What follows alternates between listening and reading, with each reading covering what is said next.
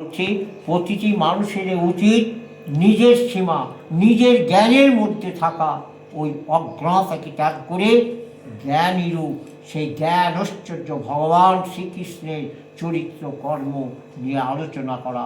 সেই চরিত্র কর্ম কিসের মধ্যে? না গীতা বইয়ের মধ্যে প্রবস্থিত।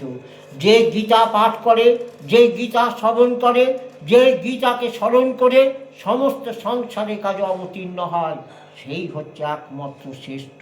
সে মোহগ্রস্ত হন না। অন্তিম সময় সেও তিনি মৃত্যুর সময়তেও কোনো জ্বালা যন্ত্রণা সে ভোগ করে না।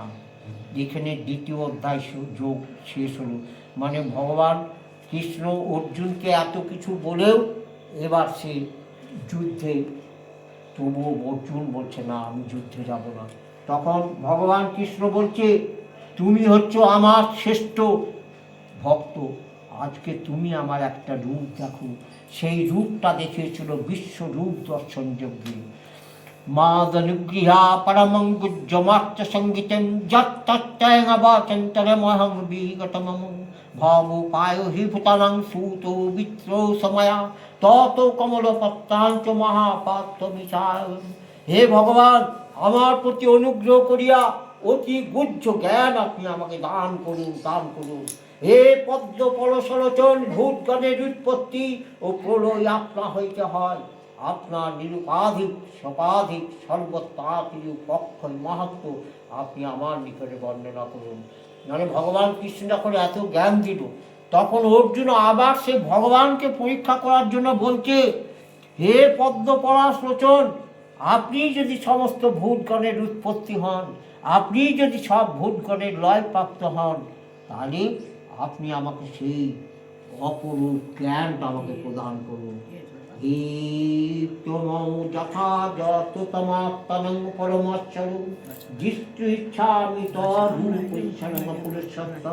হে পরমেশ্বর, আপনি যাত্র সত্য বলিয়াছেন তাহা যথার্থ, কিন্তু হে পুরুষোত্তম, আপনার জ্ঞান ঐশ্বর্য শক্তি বল বীর্য তেজ সমস্ত ঈশ্বরীয় বিশ্বের সাক্ষাৎ করিতে আমি প্রস্তুত আছি। হে প্রভু, যদি আমি সেই বিশ্বরূপ দেখিবার যোগ্য হই, তাহলে আপনি যজ্ঞেশ্বর, আমাকে আপনার সেই জগৎস্বরূপ রূপটা দেখান। তখন ভগবান বলছে পার্থ পশুপানি শত সহস্র নানা বিধানি দিব্যানি নানা বর্ণ কীর্তানি চ পশ্যজি তনবৌষণ রুদ্রোচ্ছিন মরুতস্তথা বহুল দিষ্ট পূর্বানি পশ্চার্জনি ভারত ইয়ুকস্থং জগৎ কৃষ্ণং ন পশ্যন্নে সচারম মম দেহ গুড়াকেশ যজ্ঞনাথ রুদ্রমূষে না তুমাং সক্য সে দুষ্টমনৈব সচক্ষুষা জীবং তদামিতে চক্ষু পশ্যমে যোগস্থম। ভগবান বলছে পার্থ, নানা বর্ণ নানা আকৃতি বিশিষ্ট শত শত সহস্র সহস্র আমার বিভিন্ন দিব্য মূর্তি দর্শন করো। হে অর্জুন, দ্বাদশ আদিত্য অষ্টবসু একাদশ রুদ্র অশ্বিনী কুমার দয় 49 বায়ু দর্শন করো। হে অর্জুন, আমার এই বিরাট শরীর বৈরূপে একত্র অবস্থিত সমগ্র স্থাবর জঙ্গমকে আশ্রয় করো। যা কিছু দেখিবার ইচ্ছা আছে তুমি দেখো, কিন্তু তুমি তো তোমার এই নিজের চোখ দিয়ে দেখতে পাবে না, আমি তোমাকে তার জন্য দিব্য চক্ষু প্রদান করছি। ভগবান কৃষ্ণ তখন সেই অর্জুনকে দিব্য চক্ষু দান করলো। দান করার পর সেই ভগবান সে তার বিশ্বরূপ তার সামনে তুলে ধরল। ঠিক ভগবান কৃষ্ণ সেই মুখ হাঁ করেছে যখন অর্জুনের সামনে, অর্জুন তখন দেখছে পশ্চামি দেবাংস্তং দেব দে সর্বাংসা তা ভূত বিশেষঙ্গান ব্রহ্মাণি বিশঙ্কমল স্থানস্থ মিচিঞ্চ সর্বনৌগাশ্চ জীবান জীবান জীবান। হে বিশ্বেশ্বর, তোমার বহু বাহু, বহু উদর, বহু মুখ, বহু চোখ, আপনার বিরাট মূর্তি দেখতেছি। হে বিশ্বরূপ, আমি আপনার আদি মধ্য অন্ত দেখতেছি। পশ্চামি তং দূরো নিত্যং সমস্তাদ দীপ্তান লোক দ্যুতিম প্রেম টিটি গদা চক্রধারী সর্বত্র দীপ্তিমান তেজ পুঞ্জ স্বরূপ দৃষ্টিক্ষ প্রদীপ্ত অগ্নি সূর্যের ন্যায় প্রভা বিশিষ্ট অপ্রেম স্বরূপ আপনাকে আমি সর্বত্র দেখিতে পাচ্ছি। তামক্ষরং পরমং বেদি তবং তমচ্চ বিশ্বৌ সকলমং নিধনম তামব্বয়ো সত্য ধর্মকপ্পাসনদাস্তং পুরুষে মহত হে। আপনি পরম ব্রহ্ম, একমাত্র জ্ঞাতব্য, আপনি বিশ্বের পরম আশ্রয়, সনাতন ধর্মের রক্ষক, আপনি সনাতন পরমাত্মা, ইহাই আমার অভিমত। আমি দেখছি আপনার আদি মধ্য অন্ত কিছুই নাই। আপনি অনন্ত শক্তিশালী, অসংখ্য বাহু বিশিষ্ট চন্দ্র সূর্য আপনার চোখ, আপনার মুখমণ্ডল প্রদীপ্ত করছে অগ্নিজ্যোতিতে। আপনি নিজের তেজে সমস্ত জগৎকে সমস্ত করিতেছেন। শিবন্তরং হি ব্যক্তং তাদজ্ঞনিবাশ্চ সর্বা দিষ্টাহ তুমি রূপমুদ্রান্তর বেদং লকট্যং পৌঁছিমাদন। হে ভগবান, স্বর্গ মর্তের মধ্যবর্তী অন্তরিক্ষ 10 দিক আপনি পরিবর্ত করিয়াছেন।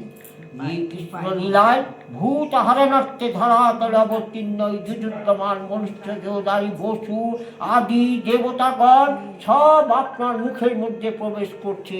কেউ ভয়ে করজোড়ে আপনার প্রার্থনা করছে, কেউ আপনার কল্যাণ হোক বলে প্রচার করছে, আপনার স্তব করছে। হে মহাবাহু, হে বহু ভক্ত নেত্র, রুদ্রগণ আদিত্যগণ সমস্ত দেবতা আপনার মধ্যে অধিষ্ঠিত। সমস্ত পাহাড় পর্বত নদ নদী আপনার মধ্যে অবস্থিত।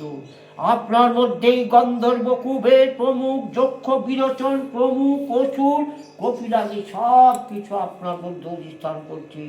হে মহাবাহু, বহু চক্ষু মুখ বাহু চরণ বহুদর বিশিষ্ট অসংখ্য বৃহৎ দন্ত দ্বারা ভীষণ আপনার বিরোধ বিগ্রহ দেখিয়া সব প্রাণী ভীত হইতেছে। আমিও আপনার এই বিকট রূপ দেখে ভীত হইতেছি। আপনি আমার অনুগ্রহ করে আদেশ্বর দীপ্ত রূপ আপনি আমাকে দেখান। আমি চান্ত রাষ্ট্রস্য পুত্রা সর্বেশ।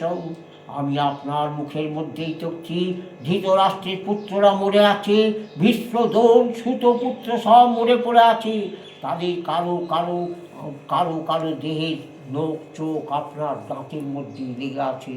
কোচিদিস্তা দাসান্ত সদস্যে চুন্নিতে কারো মাথা চূর্ণ হইতেছে আপনার দাঁতের শব্দে যথা নদীনাং বহু কেত প্রজ্ঞা সমুদ্রমুখী ভ্রমন্তি।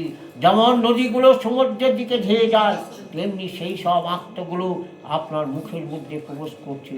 তথা তবামি নরলোক বিরাবিষ্যন্তি বজ্রামি জ্বলন্তি দাথা প্রদীপ্তং জ্বলনং পতঙ্গ বিচ্ছন্তি নাশে সমুদ্রগা। প্রদীপের আলো দেখে যেমন পতঙ্গরা ছুটে আসছে, তেমনি সেই সমস্ত পাখি প্রাণীগুলো এক এক করে আপনার মুখের মধ্যে ঢুকছে। তথৈবে না সেই বিপন্তি লোকা তবাপি বক্তারি সমুদ্বেগা লেলি হাস্যে পমস্তং সমস্তং লোকারসা। হে ভগবান, আপনি আপনার জ্বলন্ত মুখ সহ দুর্জনাদি সকল লোককে গ্রাস করছেন। আপনার তীব্র প্রভা সমস্ত জগৎকে তেজ রাশি দ্বারা পূর্ণ করছেন। উগ্রমূর্তি আপনি কে আমাকে বলুন।